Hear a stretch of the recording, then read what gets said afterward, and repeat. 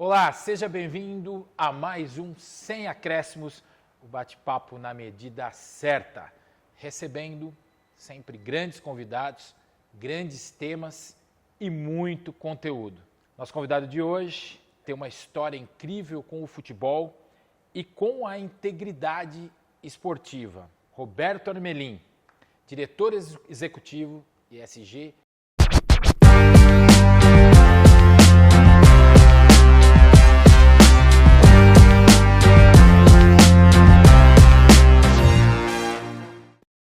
Riscos e Compliance do São Paulo Futebol Clube. Foi diretor jurídico do clube também entre os anos de 2021 e 2024. Professor de Processo Civil da Faculdade de Direito da PUC. Membro do Comitê Permanente de Boa Governança da SIGA, que é a Sport Integrity Global Alliance. Líder do Movimento de Cultura e Integridade do Pacto Global da ONU, Rede Brasil. Não preciso dizer que é advogado e palestrante. Esse é o convidado de hoje do Sem Acréscimos. Seja bem-vindo, Roberto. Que prazer te receber. Eu esqueci alguma coisa nessa tua apresentação para começar esse bate-papo, não? Não, tá ótimo, tá ótimo. Obrigado pelo convite. Sempre um prazer estar com você em qualquer campo, em qualquer lugar, para a gente falar de futebol, integridade, do que precisar. Então, vamos começar falando dela, né, da integridade. Como é que surgiu na tua vida, né? Um advogado, né, um cara formado na área de jurídica, de direito. Como é que surgiu a integridade na tua vida? É uma história um pouco longa, nós não temos tempo para eu contar essa história inteira, mas vou resumir um pouco. A minha carreira de advogado começou em 93, como advogado de contencioso, de litígios, né? Ou seja, eu trabalhava com a briga, com o problema que já aconteceu. Ao longo da minha carreira, isso se mostrou insuficiente em termos do que faz sentido para mim, para a vida. E eu passei a focar o meu trabalho de advogado em ações preventivas, em trabalhos de prevenção de problemas para os meus clientes. E assim, de um advogado de contencioso, como a gente chama, eu fui me desenvolvendo como advogado preventivo, de corporativo, de planejamento e etc. Atendendo mais empresas que pessoas e, naturalmente, o desenvolvimento de compliance que veio dos Estados Unidos chegou ao meu conhecimento. Aquilo fez muito sentido para a forma como eu já pensava, não só para a vida, né, do interrelacionamento das pessoas, mas também para a estruturação das empresas. E eu passei a estudar e aplicar, né, os seus princípios para os meus clientes. E, naturalmente, aquilo se tornou um elemento estrutural, né, compliance, toda a sua base ética, de valores e a integridade, né, passaram a fazer parte da minha forma de trabalhar para os meus clientes.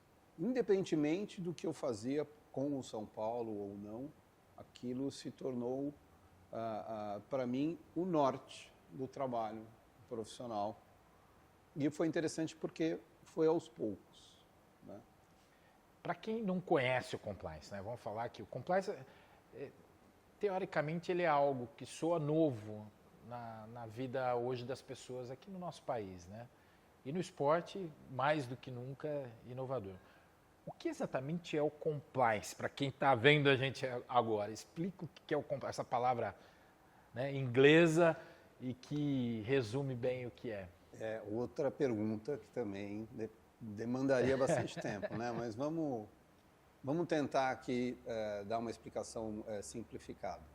Quando a gente fala de um trabalho baseado em compliance, a primeira noção que vem é aquela de fazer um trabalho, por exemplo, uma empresa se organizar para que todas as suas áreas cumpram as regras. Não só as regras públicas, as leis, mas as próprias regras da empresa. As normas internas, normas externas, ou seja, para que todos sejam orientados, todos os colaboradores, trabalhadores, sejam orientados para saber o que pode fazer, o que não pode fazer, como não fazer. Então, essa é uma noção muito simplificada de compliance, muito próxima de um trabalho de advogado.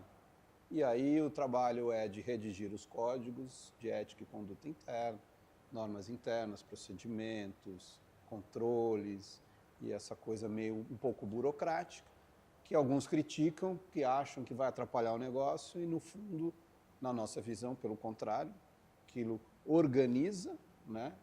Ajuda as pessoas a entender o que pode fazer, o que não pode fazer, como não correr riscos, riscos para a empresa e riscos para a própria pessoa, para o próprio colaborador, como pessoa também. Mas acontece que compliance, na sua dimensão maior, se liga com valores humanos, né? Se liga com os direitos humanos, e aí a gente tem uma noção mais ampla de integridade, ou seja, é muito mais do que um conjunto de regras e de orientações, e se torna, na verdade, um sistema de conduta e interrelacionamento humano entre as pessoas da organização e as pessoas com a organização, entre as pessoas de dentro e de fora da organização, baseado nos princípios, né, de direitos humanos, de respeito interpessoal, acima de tudo. Como é que foi trazer isso? Porque você, e o São Paulo Futebol Clube é um dos pioneiros de trazer o compliance e a integridade para o futebol, e eu acho que até no âmbito esportivo. Como é que foi trazer isso para dentro do clube de futebol, a aceitação, a história de implantar um programa de integridade, que é o PIT, né, o Programa Integridade Tricolor, no São Paulo Futebol Clube? Bom, a ideia de trazer compliance para o São Paulo surgiu em 2018, 2017, na verdade, depois de uma fase muito difícil da nossa história, que a gente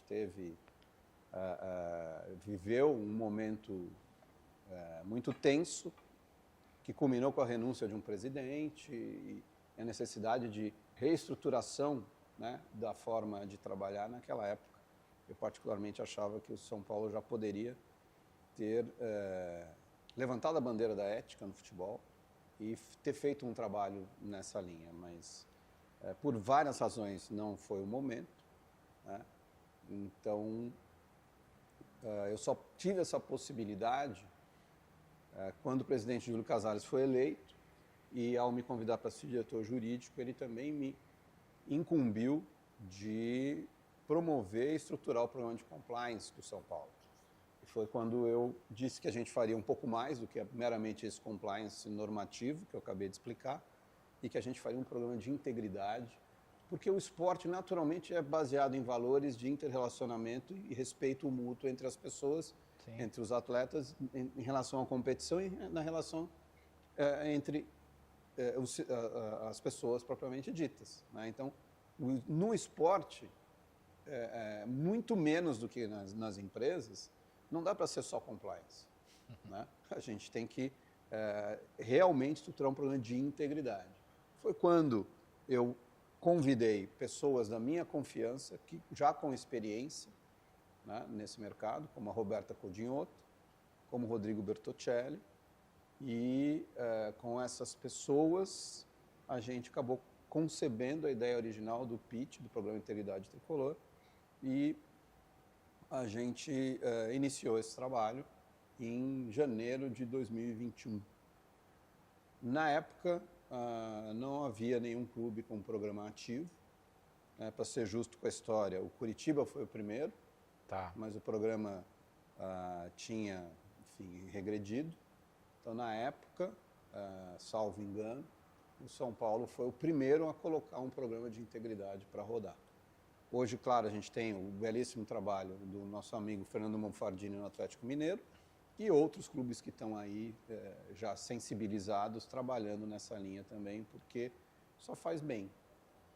Faz bem para as pessoas que trabalham, faz bem para a organização, faz bem para a relação de pessoas e organização internamente e externamente. É um grande desafio trazer, né? A gente falar de boa governança no esporte, no futebol brasileiro, e aí esse conjunto de regras e ações, enfim, eu imagino que é desafiador, né? expandindo isso para outros clubes e para o futebol e para federações, onde você vê o maior desafio de implantar e fazer com que essa boa governança, esses métodos, enfim, a gente consiga atingir bons resultados? Aí, Marcos, é interessante que o desafio do futebol não é só do futebol. Em outras indústrias, profissionais de compliance, de integridade, passaram por dificuldades semelhantes do que a gente... O mundo corporativo. Do que a gente está passando no futebol. Então, eu gosto de dizer isso, que é para as pessoas não acharem que o futebol tem problemas tão sérios que é só do futebol e o futebol não quer. Então, não é isso. Não é uma exclusividade do futebol, né? Não é. Todo segmento que não tem cultura de alguma coisa tem dificuldade de mudar a cultura. Pessoas têm dificuldade de mudar hábitos, organizações têm dificuldade de mudar a cultura. Então, o grande desafio é, de fato, mudar a cultura da organização. Porque mudar a cultura da organização é mudar o modo de que as pessoas trabalham para a organização. E o futebol brasileiro, pela sua característica dos clubes como entidades sem fins lucrativos, vinha de décadas desse modelo em que os profissionais dos clubes são amadores, né? São Paulo já tinha mudado isso, né, quando mudou o estatuto e passou a remunerar parte dos seus dirigentes, né? Então, o que a gente vem fazendo, com o apoio da alta direção, do presidente Júlio Casares, do nosso superintendente-geral, Márcio Carlo Magno, que também tem feito um grande trabalho, muito importante nessa fase do São Paulo, é esse processo de mudança de cultura, implementando ferramentas de governança, mudando certos hábitos corporativos, né? E vencendo aquilo que acontece que aconteceu em todo segmento, que é: a gente sempre fez assim, por que eu vou mudar? E a resposta é muito simples. Você quer resultado diferente? Você não pode continuar fazendo a mesma coisa, né? Esse é um ditado que tem muita força, né, Alberto? Mais velho que andar para frente, né? Então, esse é o grande desafio. E o mais legal é que muita gente no São Paulo comprou, né, essa ideia e tem nos ajudado, né, tem ajudado a fazer o PIT, né, o Programa de Integridade Tricolor, uma realidade do São Paulo. Ah, ele já está no ponto? Claro que não. A gente está no começo mesmo de uma jornada, né? E muitos profissionais experientes de compliance, de integridade, falam, isso é uma jornada. E uma jornada no sentido de que não tem fim. Nunca vai ter fim. Ela não para. Por isso que se simboliza os programas de compliance com um círculo. Porque quando a gente termina, ele continua melhorando, aprimorando. Não vai acabar nunca. E se alguém me perguntar, um dia vai acabar o programa de integridade do São Paulo, de compliance do São Paulo? Não, não vai. Ele pode ter mais ou menos dificuldades, mas isso vai continuar. Porque o mundo, na minha opinião, ele só vai andar para frente. Claro, tem sempre momentos em que aqui ou ali, pessoas, organizações, guerras, países, né, voltam atrás. Mas tem certas coisas, né, de princípios, que só vão para frente. E eu acredito que compliance, integridade, ética, na vida das pessoas e das empresas, não é amanhã, é hoje e não volta atrás. Como é que você imagina que o esporte, o futebol, né, que você está mais diretamente ligado ao futebol hoje, mas eu sei que você tem uma ação que se expande pelo esporte, pode transformar a cultura de uma sociedade ou mesmo dentro desse ambiente esportivo aí? Essa é uma excelente pergunta. Das razões pelas quais eu me envolvo em projetos paralelos, entre aspas, ao São Paulo, eu digo entre aspas porque faz parte do trabalho de promover o Programa Integridade Tricolor do São Paulo para o ecossistema, que é a palavra da moda, né, do esporte, para que esse ecossistema passe a colaborar, né, com fazer parte desse grande sistema de integridade. Eu tenho absoluta convicção de que o poder de engajamento que o esporte tem para qualquer coisa é fundamental para a gente promover esse movimento de integridade, não só no esporte, mas em todos os segmentos. Então, as organizações de liderança, né, como a própria OCDE, como os governos, como federações e confederações, ainda não exploraram a força e o poder dessa ferramenta de comunicação e engajamento que é o próprio esporte nessa linha. Esse fim de semana, eu assisti um filme que tem aí uns 15 anos, eu não tinha visto. Eu quero recomendar a todos que assistam. Chama-se Invictus. Opa, tá aí a dica, hein? É a história de uma aliança entre Nelson Mandela, recém-eleito presidente, e o time de rugby da África do Sul que representava o preconceito dos brancos contra os negros na África do Sul. E que é o esporte número 1 lá, né? E o Mandela fez uma aliança com o capitão desse time, segundo o filme, tá? Eu não fui checar a história, mas eles fizeram uma aliança porque o Mandela queria que a África do Sul ganhasse o Mundial de Rugby dali a 1 ano e tanto. Para quê? Para mostrar, através do esporte, que a África do Sul tinha superado a grande chaga do preconceito racial e que os sul-africanos agora eram um único país. O esporte comunica muito forte. E eles venceram os All Blacks na final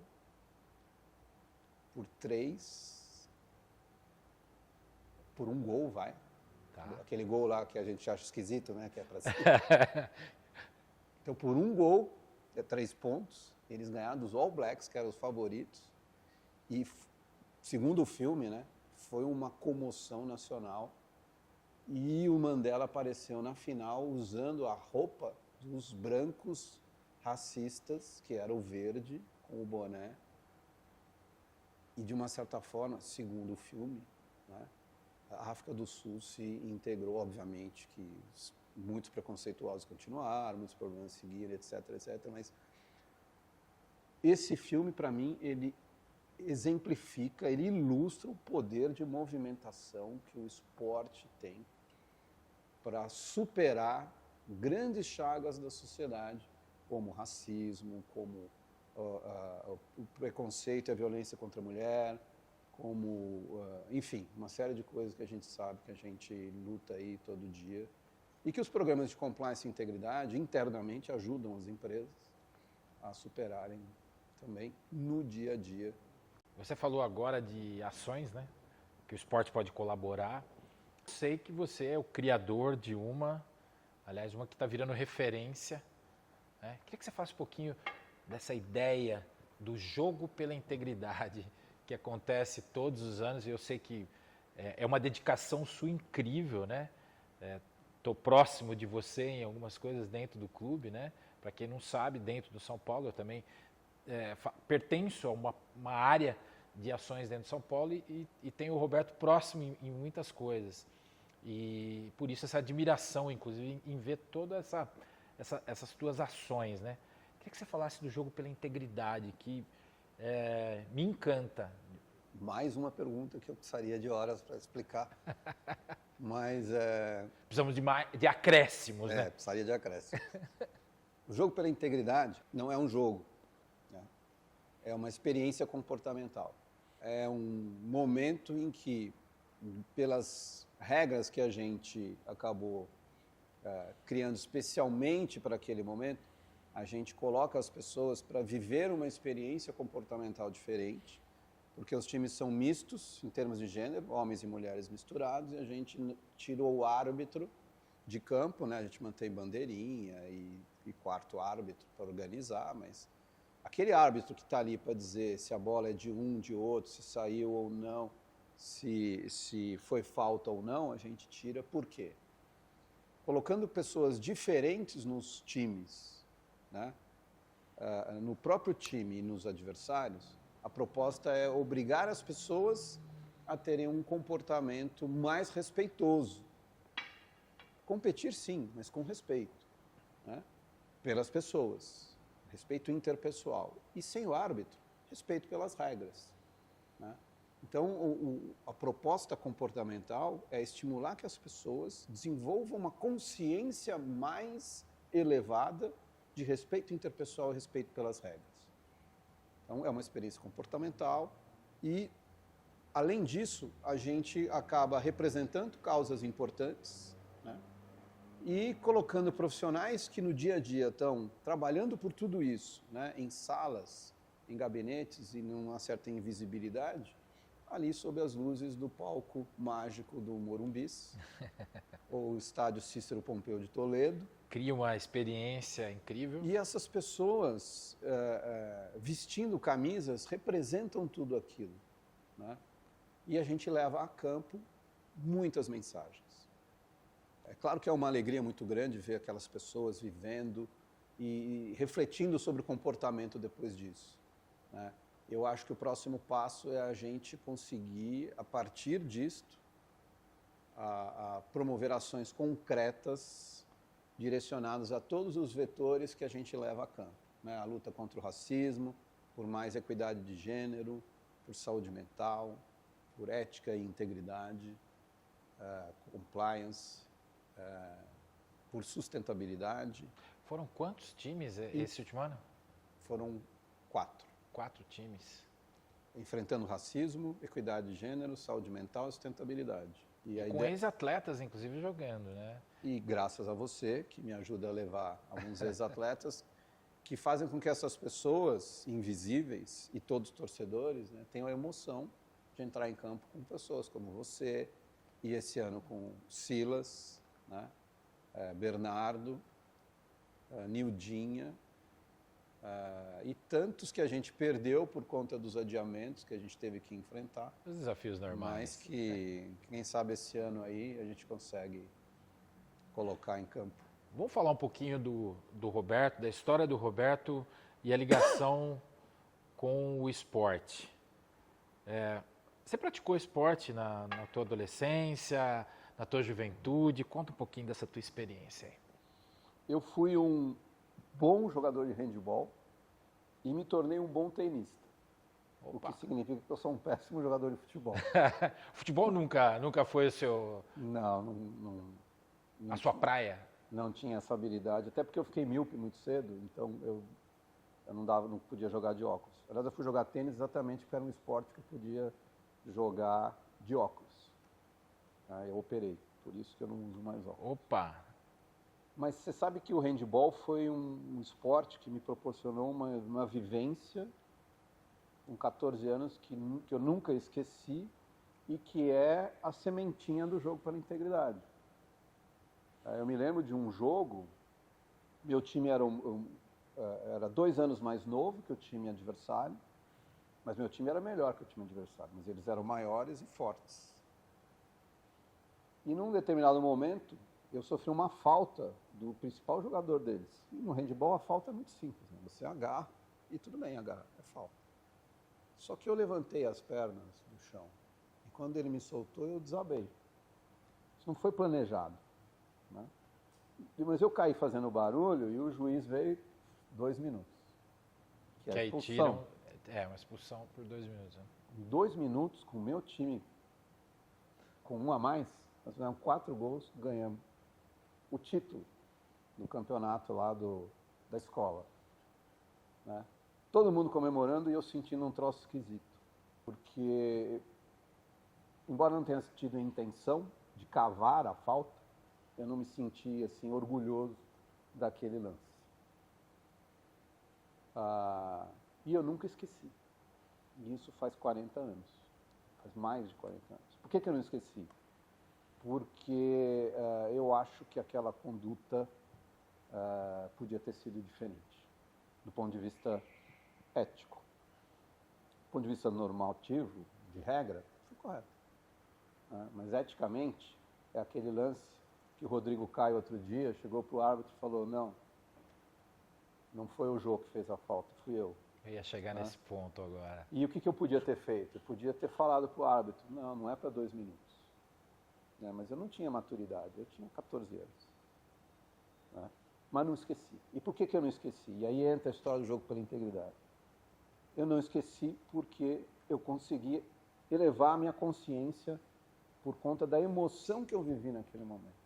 E é por isso que a gente leva as pessoas para o campo, para vestir a camisa da luta contra o racismo, da equidade de gênero, que é para ver se a emoção de estar ali, vivendo aquele comportamento diferente, faz com que essas pessoas nunca mais esqueçam de que o comportamento que a gente deseja para todos é o comportamento melhor.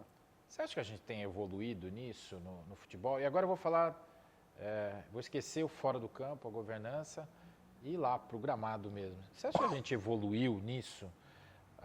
Ou tem muita coisa ainda a ser feita? Você vê a melhora nisso? Olha, quando eu vou dar aula de compliance no esporte, eu mostro um vídeo que qualquer um pode pegar em qualquer YouTube, em qualquer Google, com lances elogiáveis de campo, de futebol. Vários desses aí, do tipo, o juiz apitou um pênalti e o atleta levanta e fala, não foi pênalti. Acontece, e não acontece pouco. Acontece muito mais na Europa. Confesso que aqui no Brasil eu não me lembro de outro lance. É uma questão cultural? Eu acho que tem um pouco de cultural, sim. Acho que o sul-americano é um pouco diferente do europeu nisso. Tem muito mais lance europeu, vou ser puramente analítico. Tá. Tem muito mais lance europeu desses de comportamentos elogiáveis do que sul-americanos. Puramente matemática, essa conclusão. Então existem muitos. Não existem só os lances ruins. Eu gosto de destacar isso também, porque fica a imagem, a impressão, que só tem o cara que simula, que rola, que não sei o quê, que tem bastante. Sim. Mas tem muitos lances de fair play. Não só no futebol, em muitos esportes. Agora, você quer a minha impressão, se nós melhoramos, eu acho que não. Também não pioramos. Tá. Mas eu não vejo uma melhora, né? Nem na Europa. E o que a gente pode fazer para melhorar, na sua opinião, Roberto? Criar ações, enfim, para uma melhora disso. Você vê essa saída? Eu acho que o caminho, de novo, é mudança de cultura. Né? Se a coisa é assim no futebol mundial desde sempre, é porque essa é a cultura do futebol mundial. Como é que a gente faz para mudar a cultura? Você tem que mudar as pessoas. Como é que você faz para mudar as pessoas? Você tem que começar de baixo. Né? Então, categorias de base, você tem que trabalhar com outros valores, além daquele único objetivo de vencer.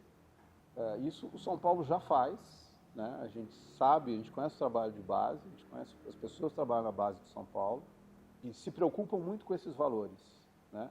De formar um ser humano e não apenas um atleta. Até porque a gente sabe que, por uma questão estatística, a maioria dos jovens da base não vão conseguir se tornar atletas de proeminência. É um funil bem estreito, né? Então a gente tem que se preocupar, sim, com o ser humano que está ali, tentando uma carreira que não vai conseguir. Como, obviamente, tem que se preocupar com o ser humano que vai conseguir. Porque esse que vai conseguir vai ser exemplo de comportamento para milhares de jovens. Influencia. Esse é um debate que eu já trouxe aqui, a gente falou muito sobre isso, é um personagem que você conhece também, um cara que tem um trabalho voltado a crianças, adolescentes, jovens, que é o Marcos Coelho, o coach, e a gente entrou nesse debate de categorias de formação em geral. Né? E vamos falar mais próximo da gente, dentro do futebol brasileiro. A gente está preparado para preparar esses jovens justamente para isso que a gente falou do funil? Quer dizer, a gente tem 3% em média que se tornam atletas profissionais, dos que saíram lá com 12, 13 anos e vieram passando todo esse processo. Esses outros 97, o que fazer para a gente preparar eles para o mundo e de uma forma mais ética e íntegra? Educação e educação. Tenho certeza que o coach falou algo muito parecido com isso. É exatamente isso. Educação, obviamente, adequada à vivência desses jovens. Eles estão ali vivendo um projeto de formação esportiva de atleta. Você pode educar esses jovens neste processo, que é diferente do processo educacional dos jovens, digamos assim, em geral, né? Mas a base de valores não só pode, como ela deve ser colocada aqui e ali.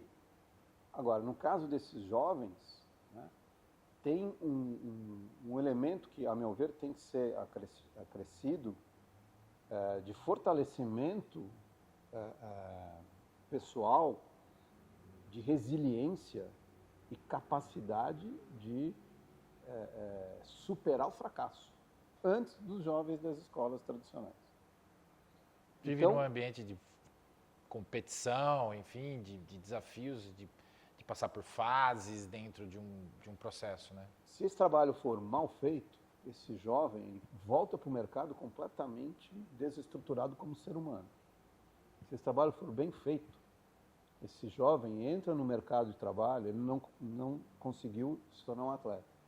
Ele entra no mercado com uma capacidade interna de resiliência e de superação de desafios que os jovens da escola normal não vão ter, porque não terão vivenciado esse fracasso. Não é fracasso, né? Depende de como você vende ou coloca isso daí. Roberto, e dentro dessa linha, né, do que você estava falando, desses desafios de fazer a educação dessa galera, e ele está mais pronto, esse garoto, para vir para o mercado, o jovem vir para um mercado mais resiliente que o esporte pode oferecer isso. E os dirigentes dentro do futebol, eles estão prontos para um processo como esse? Você acha que isso vai ser possível implantar ou a gente está ainda distante disso? Olha, eu não conheço muitos dirigentes, né? Eu tenho uma experiência muito ligada ao São Paulo na minha carreira, na minha vivência no esporte e no futebol. Eu posso te dizer que os dirigentes do São Paulo hoje têm essa sensibilidade. Não à toa o São Paulo criou o projeto SPFC University. Não é direcionada especificamente para esse jovem. Isso mostra a preocupação do São Paulo com a educação. Então eu vejo uma sensibilidade, talvez ainda sem um planejamento global direcionado, mas a fundo nas possibilidades deste processo educacional de todo do jovem atleta e de todos os colaboradores em geral, vamos dizer assim, de um clube de futebol. Porque se a gente quer mudar a cultura, não é pela educação, então faz parte desse processo também reeducar todos nós, de dirigentes, de altos dirigentes, médios dirigentes, de nível de gerência, de colaboradores, atletas e não atletas. Todos precisam, merecem de uma reeducação, né? Aliás, todo mundo sempre deve buscar educação, aprender cada vez mais. É o que eu falo para os meus filhos. A educação não é um momento da vida. A educação é uma atitude durante toda a vida. E eu estou sempre estudando coisas diferentes. E é isso que eu passo para os meus filhos, é isso que eu acredito para todo mundo. E isso é uma parte do trabalho que a gente tem no São Paulo, de treinamento, de orientação dos colaboradores. São Paulo tem quantos colaboradores hoje? Internos? Cerca de 1.200, incluindo atletas. É uma empresa de grande porte, né? É médio, né? É médio. Médio. Tem muita empresa maior que isso. Maior. Mas é bastante gente, né? E se você considerar famílias, então aí nós... Cresce, sim. Então, nós passamos aí de, se você considerar 3, nós estamos passando aí de 3.000, quase 4.000 pessoas diretamente, né, impactadas pelo que o São Paulo está fazendo de bom e de não tão bom. A gente quer sempre fazer o melhor. E eu tenho absoluta certeza que a educação é fundamental em todos os ângulos. Né? E é por isso que eu fiquei muito feliz quando o presidente veio com a ideia, o projeto inicial da SPFC University. Eu acho que foi um golaço do São Paulo, esse nosso presidente tão especial que é o Júlio Casares. Vamos falar um pouquinho de como a gente pode entender esse universo da integridade e do compliance no futebol. Os clubes não são obrigados a ter um profissional dessa área, como o São Paulo tem, outros clubes que você falou, o Atlético com o Monfardini, enfim, outros clubes que estão se agregando a esse movimento que você é um líder nele, inclusive. Você acha que os clubes, em geral, vão poder se movimentar? Você acredita num movimento próprio para ter e espontâneo para isso, ou vamos ter que regulamentar algo para criar mais vontade neles? Vou ser sincero, eu não acredito num movimento espontâneo geral de todos os clubes, porque isso é uma questão de cultura, de novo. Alguns clubes têm alguns dirigentes com uma sensibilidade diferente, isso é natural. Não tem aqui nenhuma crítica aos clubes que ainda não têm essa sensibilidade. Agora, que um movimento regulatório seria positivo, na minha opinião, isso eu acho que seria, né? Então, se federação, confederação nacional, confederação continental determinasse, né? A gente já tem esses departamentos, por exemplo, FIFA, Conmebol, tem um compliance? Tem, mas não existe uma norma que obrigue os clubes a desenvolver algum trabalho nessa linha. Tá. O que existe de interessante, como referência, é na UEFA uma obrigatoriedade a desenvolverem trabalhos de sustentabilidade, sendo que parte do que eles chamam de sustentabilidade, para nós, faria parte da integridade. E lá, por essa norma regulatória da UEFA, todos têm que ter. Se não tiver, não pode se inscrever nos campeonatos. Então, é uma questão de decisão, de vontade de querer ou não querer. Você tem tido uma troca legal, que eu sei, com outros clubes fora do país, né? River Plate, acho que é o único clube da Argentina que tem, né? Essa área de integridade. E a Fiorentina também, que você tem uma ligação com um profissional de lá. Como é que tem sido isso? É a prática daquilo que eu acabei de falar, né? É buscar o conhecimento, aprendizagem em várias fontes e utilizar isso para o meu, né, foco de trabalho, que é o São Paulo, que é o PIT, Programa de Integridade Tricolor. Eu gosto de saber o que os outros estão fazendo de bom ou não e trocar ideias e experiências, né? Então, eu fui procurar uma referência na Itália, circunstancialmente conheci, né, o Vincenzo Putignano, do River Plate, que se tornou um grande amigo. O Andrea Tordini, na Fiorentina, na Itália, também se tornou um amigo.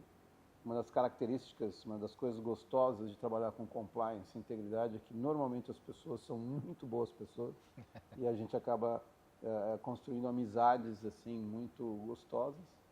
A troca de experiências acaba sendo muito rica. Coisas que eles não pensaram e eu pensei acabam funcionando para eles e vice-versa. E isso poderia acontecer num contexto nacional, né? Coisas que eu troco com o Fernando Monfardini no Atlético também, coisas que a gente troca no movimento pela integridade no futebol, que a gente tem, né? Que São Paulo e Atlético Mineiro começaram, outros clubes começaram, mas saíram, mas hoje a gente tem também o Cruzeiro participando, o Náutico, o Recife, o Santos está começando, enfim, outros clubes estão anunciando que tem interesse. Então, essa troca acontece com profissionais de várias áreas e a gente, no compliance, no futebol, também faz e também se beneficia disso. Que bom saber que as coisas têm se expandido, né? E que isso se torne realmente algo cada vez maior. E falando você falou aí de Itália, enfim, você tem um lado culinário que é desenvolvido, né?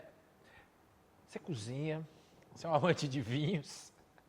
Isso é um hobby ou se torna até uma terapia para essa loucura toda desse desafio do compliance, enfim, dessa vida? Olha, eu não sei classificar, né? Eu, de fato, gosto de gastronomia, gosto de enologia e fazem parte da minha vida, assim como o esporte, como um trabalho, e eu acabo até misturando um pouco as coisas, né? Se a gente for fazer uma reflexão objetiva, é sim uma terapia, é quase que uma meditação. Né? Quando a gente está cozinhando, a gente está tão focado em alguma coisa que, de uma certa forma, a gente esvazia a mente de outras, e é um tipo do que se chama de meditação ativa. Eu, como sou praticante de yoga, eu pratico a meditação passiva, digamos assim, aquela em que se esvazia a mente, e cozinhar acaba funcionando como essa meditação ativa, o que é muito saudável para a gente, usando um termo moderno, resetar, né, o cérebro, dar uma limpada aqui e recomeçar as reflexões do trabalho. Vou trazer para os Sem Acréscimos também uma parte aí de gastronomia, culinária, trazer o Roberto aqui para perto. Aliás... Vou te contar uma boa, então. Nessa minha última viagem, eu descobri que um dos vinhos mais tradicionais da Itália e do mundo, portanto, só existe pela atitude fundamental de uma mulher. E esse vinho é o Barolo. Opa! O rei dos vinhos e o vinho dos reis. Não fosse a atuação de uma mulher, talvez não existisse o Barolo. Olha aí. E isso a história não conta com esse destaque aí para a Marquesa de Barolo. Mais um ponto de conhecimento aqui no Sem Acréscimos. Ó, na reta final a gente sempre faz com as perguntas rápidas, então vamos lá para o bate-pronto.